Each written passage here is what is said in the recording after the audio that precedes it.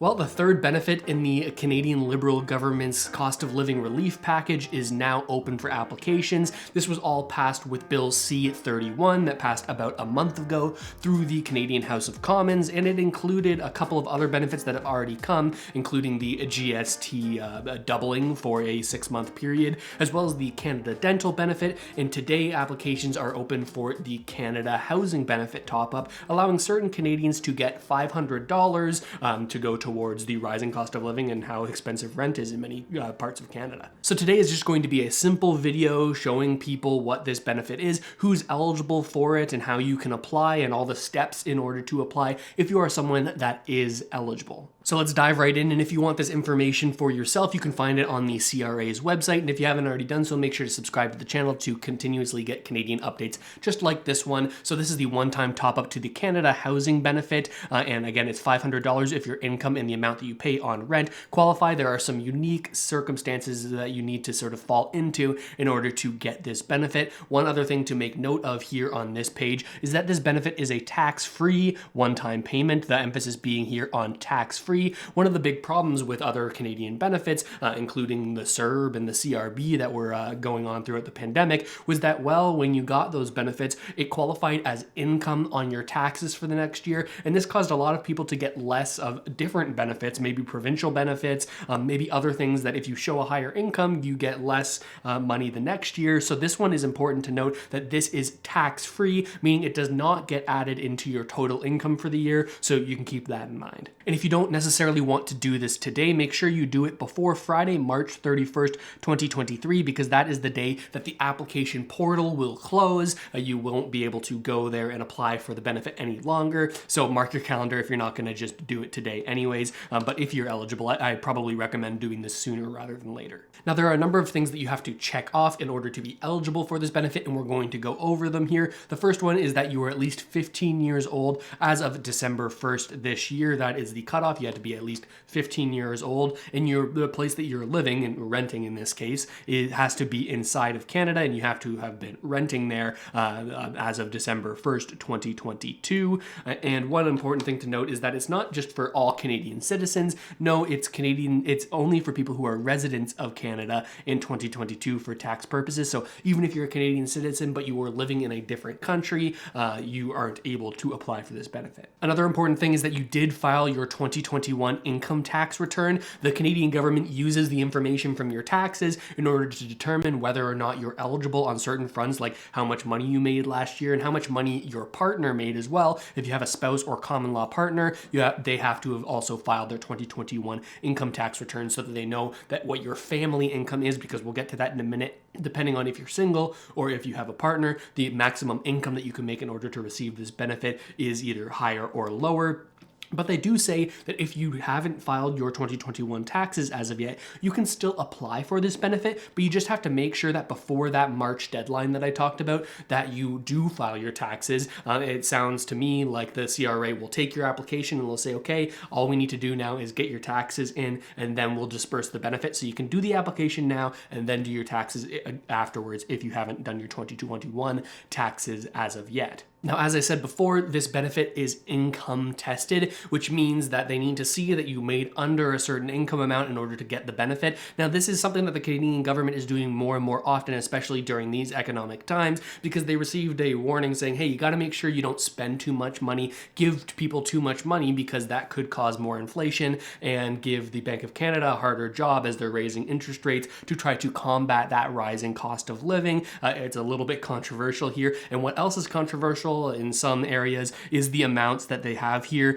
For families, you have to be making under $35,000 in net income. I'll explain what that means if you're not familiar just in a second. And if you're an individual, you have to be making less than $20,000. Now, I say net income because for many people who maybe run their own business, or have some sort of other ability to have tax write-offs. There are tons of different tax write-off government programs, tax credits that you apply to your income to bring it down on your taxes so that you don't pay as much income tax.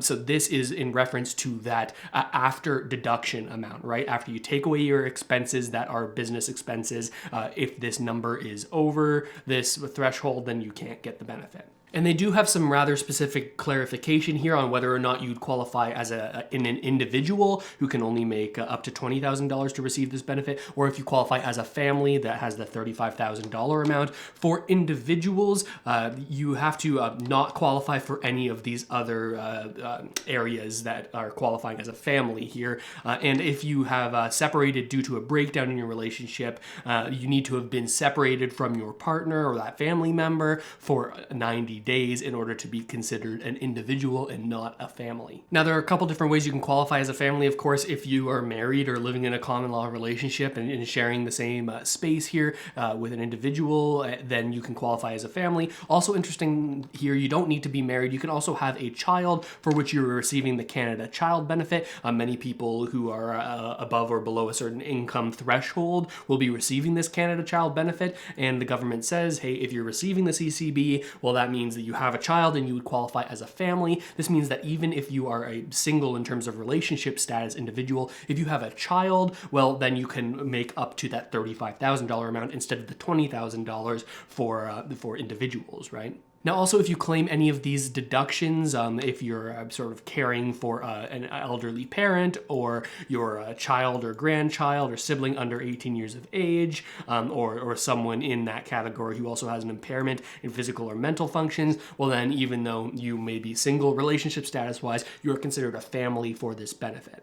The next criteria has to do with how much you paid in rent, and this is in the 2022 calendar year. Even though we're looking at your 2021 taxes, the rent is considered in your 2022 calendar year, important to note. And what they're saying here is that the rent that you paid has to be equal to or more than 30% of the total amount that you earned from your income that year. So if you're an individual and you fall into that individual category, that single category with the $20,000 income cap, well, if you were making that $20,000, well, then you'd have to make sure that your rent is above $6,000, which is 30% of $20,000, right? So you can do that calculation for whatever income you make. And an important thing to note is that if your rent, for whatever reason, includes meals, board, or other services, then you can't use the amount that is for these meals, board, and other services to increase the amount that you're showing that you're paying for rent. Same goes for utilities and taxes that are not part of the rental agreement. So say you have an apartment that is utilities included, and that is inside of the rental agreement. It's written on your lease that this rent payment that you're making is also for utilities, then you can use that number. But if you have an apartment and you are paying for utilities separate from that rental amount, well, then that would not qualify. You have to only use the amount that you're paying for rent, even though in the other situation, they're able to include utilities and taxes because it's sort of wrapped into the rent number that they pay to their landlord. And they say that if you are applying for this benefit, it's very important to make sure that you have, well, proof for all of the things that you're saying, proof that you were single, proof of your income that you made, and proof of the rent that you paid. Those are the special ones that you should sort of keep on record, keep those files somewhere, because if you're selected by the CRA to sort of check if you were eligible, they're going to ask you for that sort of stuff. And if they deem you not to be eligible after the fact, like we've seen sometimes with the CERB and the CRB, well, they're going to ask you to return the payment if they deem that you weren't eligible in the first place. And as an added security measure, when you're applying, they're going to ask you for the name and contact information of the person to whom the rent was paid.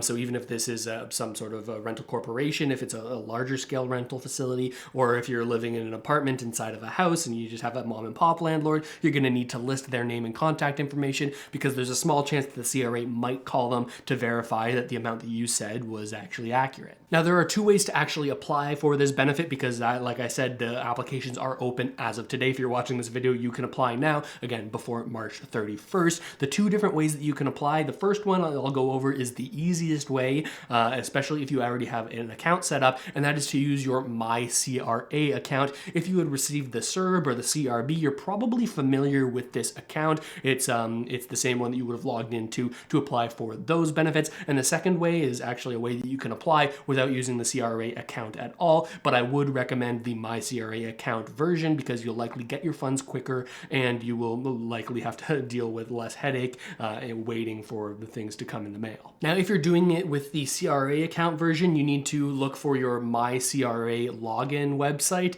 So go to that website to where you can sign into your MyCRA account. And if you are able to successfully log in, you'll come to a page that looks like this. And they put right at the very top of the page the 2 new benefits that have come out. I've already made a video on the Canada Dental benefit, dental coverage for children under the age of 12. But if you scroll down a little bit, you'll also see this right here. Apply for the one-time top up to the Canada Housing benefit. They talk a little bit about the eligibility criteria here, and you can click apply now right here. Now for me, I'll click apply now, and because my income was over $20,000 this year, I won't be able to go any further. But if you are someone who qualifies with your income, then you might be able to go through more steps here to go forward with the application. If you don't have access to your MyCRA account and you're not going to be able to get access to it over the next while, there are other ways that you can apply. The first one is with the online application form. We're going to go over that in just a second. And the other one is more standard, more classic, the phone application. And you can call the CRA to apply via the phone.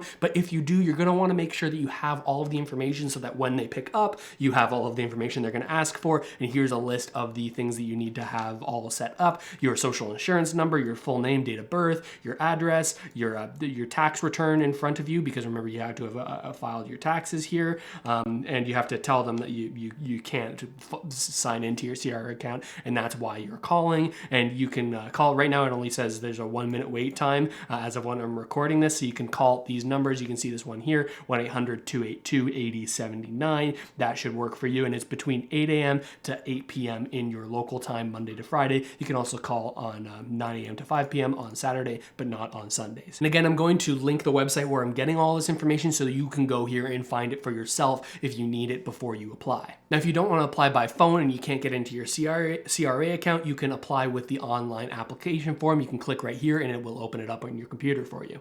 They make sure that you can't apply with other ways. Like, they want to say, okay, we don't want a lot of people applying this way, but if you don't have access to these other ways, you can say, yes, I am eligible for all of these things, and you can begin your application process, and you'll go through step 1, step 2, step 3, step 4, inputting information and stuff that I've talked about today, and you'll be able to apply just through this form, even if you don't have a CRA account. Now, this $500 benefit likely will help some of the lowest income individuals in Canada, but it has gotten mixed reactions from the general public. Here are some anonymous comments on Reddit about this, saying, okay, well, I'm eligible for all of these things, but I need to be making under $20,000 a year in order to get $500.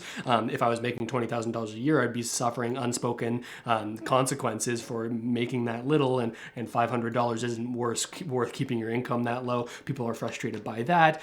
The middle class isn't really getting anything from this benefit, and people are saying that in Alberta it doesn't even help the disabled because the base income from that benefit, which is taxable income, puts you over the qualifying limit. So some people are frustrated, saying, well, this doesn't help out that many people, and some are saying, well, this just looks like a political win for the government, saying, hey, we're actually helping people, but in reality it's sort of a small percentage of the population that this applies to, even if it is the people who need it most that are getting it. It's also interesting to note that if you were somebody that was on the CRB in 2021 and you applied for every benefit that you were eligible for throughout that year, you would have likely made right around $24,000 from the CRB. So people who applied for the CRB were very low income individuals, people who weren't able to work during that year. So if you got that $24,000 that was taxable income, you also wouldn't be eligible for this benefit. So I think it's going to be a very unique set of people who are made under $20,000 over the past year and will still be able to apply for this, because so many of those people would have applied for CRB and had a higher income than the threshold. Jeez. But that's just about it for today. I'll leave the link, like I said, down in the description of this video. You can check it out there. And while you're down there, make sure you subscribe to the channel so you can keep on getting updates just like this one. And with all that said, thanks so much for watching, everybody. I really hope this video helped you out at least a little bit, and I'll see you next time.